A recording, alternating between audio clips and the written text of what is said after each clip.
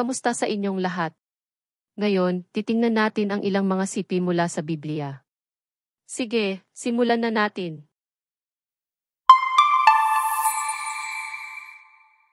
Isa Korinto 13:4.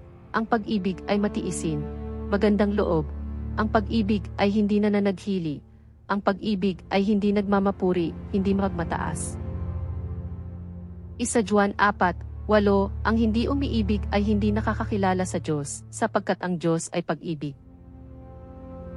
Isa Pedro 4:8. Higit sa lahat, magmahalan kayo ng tapat, sapagkat ang pag-ibig ay bumabalot sa karamihan ng kasalanan.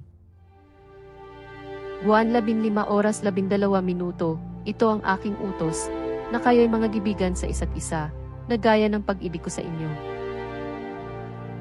Roma 12:9. Ang pag-ibig ay maging walang pakunwari. Kapuotan ninyo ang masama, makisanib kayo sa mabuti.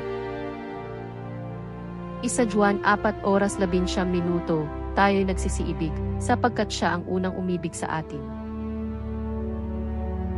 Kawikaan 10:12. Ang pagtatanim ay humihila ng mga kaalitan, ngunit tinatakpan ng pag-ibig ang lahat ng pagsalangsang. Kolosas 3:14.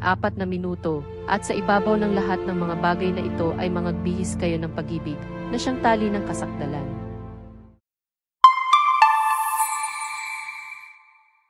Naway mapuno ang iyong araw ng kagalakan, kapayapaan, at hindi mabilang na mga pagpapala. Manatiling positibo at yakapin ang kabutihan sa paligid mo. Salamat sa panunood.